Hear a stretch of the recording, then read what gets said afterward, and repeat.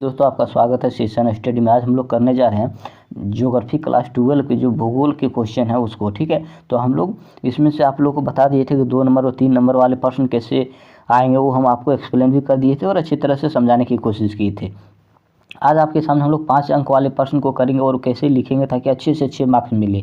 और ये जो क्वेश्चन दोस्तों, ये जो क्वेश्चन आप लोग के सामने आए हैं, क्वेश्चन यहीं से एग्जाम में आएंगे।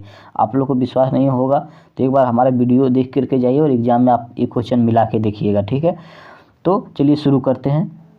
यदि आपको हमारे वीडियो पर विश्वास नहीं है तो आप क्या करें ना, हिंदी और इंग्लिश के जो क्वेश्चन आए हुए थे और प्लस हमारा वीडियो देख करके दोनों आप मिला करके देख लीजिए। ठीक है, तो आपको विश्वास होगा कि सर झूठ बोल रहे हैं या गलत बोल रहे हैं। ठीक है, झूठ बोलने से हमको क्या मिलेगा दोस्तों। ठीक है, आप लोग का भलाई के लिए वीडियो बनाया है, हम आप लोग का भला ही चाहेंगे। तो चलिए बिना समय गवाए शुरू करते हैं। क्या लिखा हुआ है, मानव विकास अवधारणा के 4 स्तंभों का उल्लेख करें।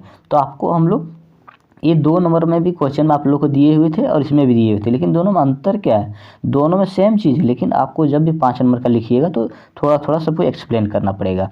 तो समानता, उत्पादकता, सशक्तिकरण और स्थिरता, तो ये 4 स्तंभ है और चारों स्तंभ को हम लोग क्या करेंगे, थोड़ा थोड़ा एक्सप्लेन करेंगे।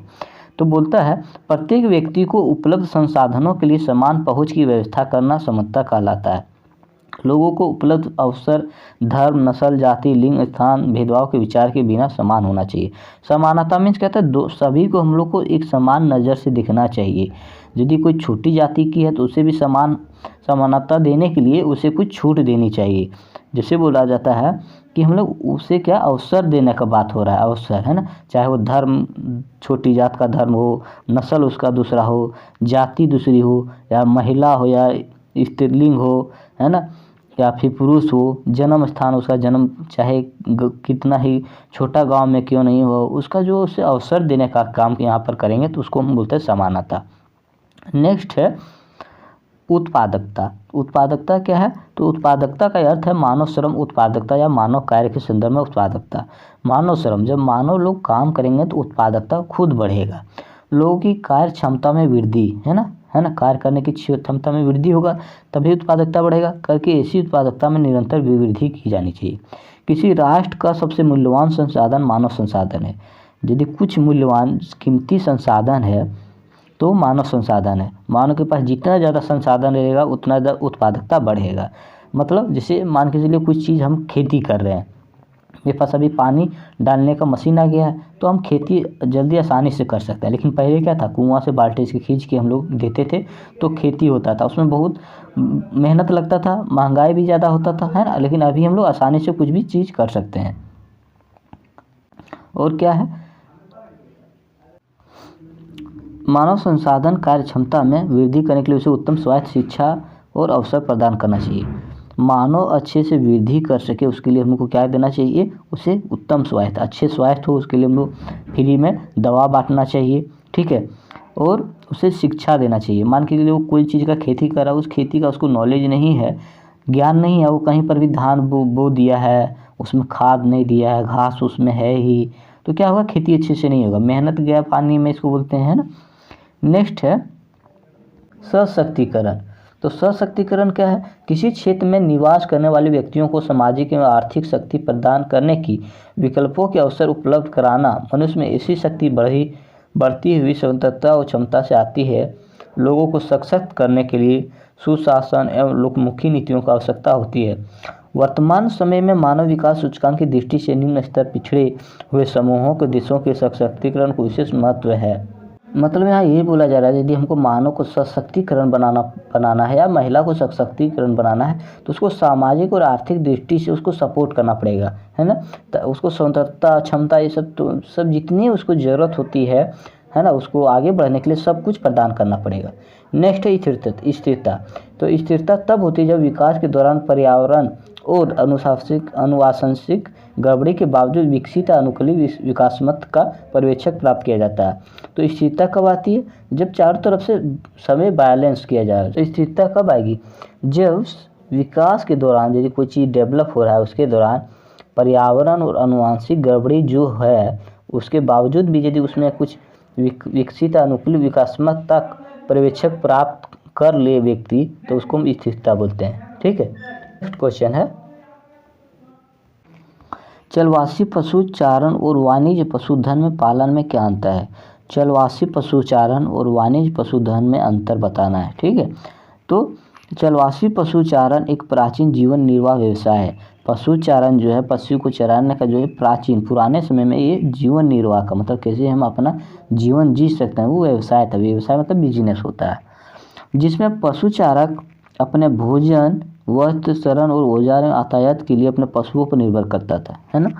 जो क्या पशु चारक जो था वो भोजन, वस्त्र, शरण और औजार, ये जो चारों चीज़ था वो अपने पशु पर ही निर्भर करता था। पशु चारक पानी और चरागाहों की खोज में मैदानी भागों तथा पर्वतीय क्षेत्रों में लंबी दूरियां तय करता था। पशु को चराने के लिए जो जब वो चरा रहा है उसको, तो खिलाने के लिए क्या करता था, बहुत दूर चल जाता था, है ना। पर्वतीय क्षेत्र में जाता था, खोजी मैदानों में जाता था और ये चीज़ खोजता था। वाणिज्य पशुधन पालन क्या होता है?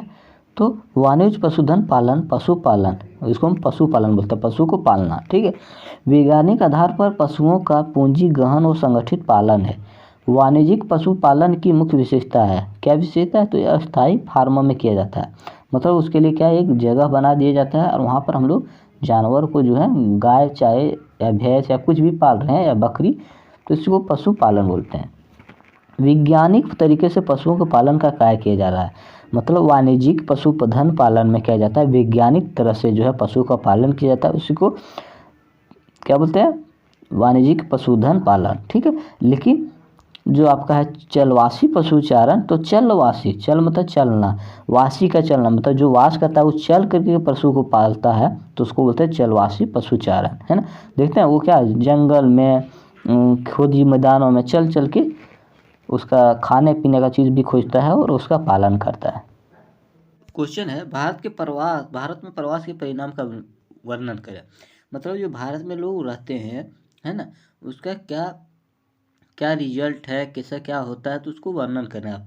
ठीक है, तो सबसे पहले लिखेंगे प्रवास के परिणाम निम्नलिखित है। पहला आर्थिक परिणाम। आर्थिक मीन्स क्या होता है, यदि आपका आर्थिक मजबूत है तो आप जो है अच्छा आगे बढ़ सकते हैं। आर्थिक मीन्स क्या होता है, पैसा, आपके पास पैसा रहना चाहिए। तो चलिए देखते क्या लिखा हुआ है। भारत दुनिया में अंतर्राष्ट्रीय वित्त पोषण का सबसे बड़ा प्राप्त करता है। 2021 को भारत में अंतर्राष्ट्रीय प्रवासियों से वित्त पोषण के रूप में 87 बिलियन अमेरिकी डॉलर प्राप्त हुआ था। ठीक है, तो अब भारत को जो है इतना बिलियन डॉलर का इनकम हुआ था, है ना। तो इससे क्या आर्थिक स्थिति सुधरेगा। ठीक है, क्या लिखा हुआ, पंजाब, तमिलनाडु, केरल जैसे राज्यों में अंतर्राष्ट्रीय वित्त पोषण में महत्वपूर्ण भूमिका निभाते हैं। मतलब जो पंजाब, तमिलनाडु और केरल जो है, ये जो राज्य हैं, आपका अंतर्राष्ट्रीय भूमिका निभाने में बहुत बढ़िया सबका योगदान है।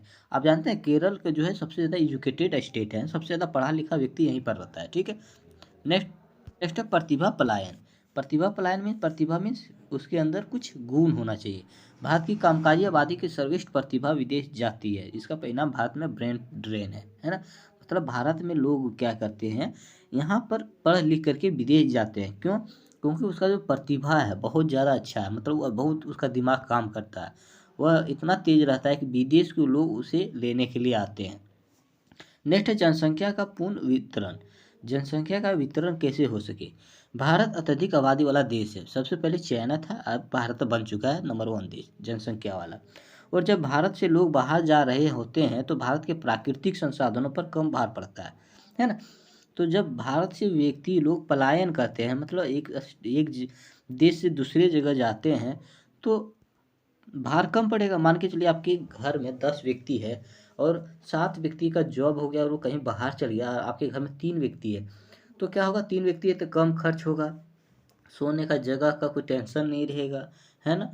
तो इस तरह से क्या वही होता है, भारत में जनसंख्या ज़्यादा है, जनसंख्या ज़्यादा रहने से दिक्कत होगा। तो इसीलिए भारत के लोग, बहुत सारे लोग बाहर जाके अपने ब्रेन उसका बहुत ज़्यादा तेज रहता है तो कम उसके थ्रू कम आते हैं, तो प्राकृतिक जो है नेचुरल चीज़ पर कम भार पड़ता है। नेक्स्ट पॉइंट है सामाजिक सांस्कृतिक पर्यावरणीय परिणाम, है ना। सामाजिक और सांस्कृतिक पर्यावरणीय परिणाम पर क्या असर पड़ता है। अतीत में भारत में मध्य एशिया, पश्चिम एशिया, तिब्बत आदि से लाखों प्रवासी भारत आए हैं, है ना। तो ये सब जगह से जो है लोग भारत आते हैं। इसके परिणाम स्वरूप भारत में संस्कृति का अंत मिश्रण हुआ है ना, अंतः मिश्रण हुआ है। तो संस्कृति का मिश्रण होता है। तिब्बत के लोग दूसरे तरह के होते हैं, मध्य एशिया के लोग दूसरे तरह के होते हैं, हमारे भारत के लोग दूसरे तरह के होते हैं। तो जब इस तरह के लोगों का संस्कृति मिल जाता है तो उसका संस्कृति थोड़ा सा चेंज हो जाता है, ठीक है। तो ये इस तरह से आप लोग का संपलायन का जो है प्रभाव पड़ता है। नेक्स्ट क्वेश्चन है, भू निम्नीकरण को कम करने का उपाय समझाइए।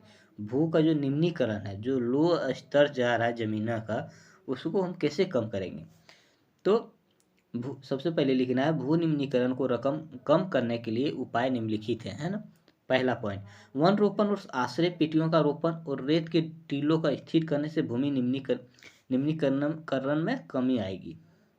से वन रोपण है ना, पेड़ पौधा लगाएंगे, आश्रय पेटियों का रोपण करेंगे, है ना, रेत टीलों का स्थिर करने में, है ना, रेत टील जो है पत्थर उत्थर और उसको पत्थर हटा के धीरे धीरे उससे जमीन बनाएंगे, है ना।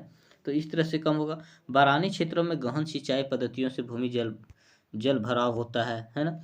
जो बारानी क्षेत्र होते हैं, बारानी क्षेत्र में सिंचाई जो लोग करते हैं उसमें जल भराव जो होता है भूमि में, उससे क्या होता है, मृदा में लवणता, नमक की जो है वो बढ़ जाती है, जिससे क्या होता है, भू निम्नीकरण कम का कारण होती है ना। जैसे समुद्र का पानी जब एक ज़मीन में चल जाता है तो उसमें क्या होता है, लवणता, नमक उसका बढ़ जाता है ज़मीन में, और उससे क्या होता है, भू निम्नीकरण करने में उसका फायदा होता है। सीढ़ी नुमा खेती करके, सीढ़ी नुमा मतलब ऊपर नीचे इस तरह, है ना। तो क्या हुआ, इसका पानी इसमें आएगा, इसका पानी इसमें आएगा, इसका पानी इसमें आएगा, है ना। तो इस तरह से खेती भी ज़्यादा होगा, बिना कम पानी में अच्छी खेती हो जाएगा। पशुचारण कम करके, पशुचारण मतलब पशु को जो हम लोग चराते हैं उसको कम करके, नहीं चराएंगे, अधिक से अधिक पेड़ लगाकर या घास उगाकर। तो हम लोग क्या करेंगे, जब हम पशु को नहीं चराएंगे, देखिएगा आप खेत में क्या होगा, बहुत सारा घास बढ़ जाएगा। घास बढ़ जाएगा तो खेत जो आपका खेत का है वो उपजाऊ बढ़ेगा, ठीक है। क्यों, उसमें जड़ होगा तो नीचे बहुत सारे कीड़े मकोड़े होंगे जो आपको ज़मीन के जो है उपजाऊ बना रहे होंगे, है ना। तो इस तरह से जो है आपके पास 5 पॉइंट है जो आप ये लिख करके भू निम्नीकरण को समझा सकते हैं और 5 नंबर आसानी से उठा सकते हैं। तो इस तरह से दोस्तों आपको क्या करना है, एग्जाम में पॉइंट वाइज लिखना है ताकि आपका अच्छे से अच्छे मार्क्स आ सके, ठीक है। तो थैंक यू सो मच। आप हमारे चैनल में नए हैं तो हमारे चैनल को सब्सक्राइब करें और वीडियो यहीं से देख करके जाएं दोस्तों। आपका एग्जाम में बहुत ज़्यादा यहाँ से आपको क्वेश्चन मिलने को उम्मीद रहेगी, ठीक है। तो thank you so much and best of luck.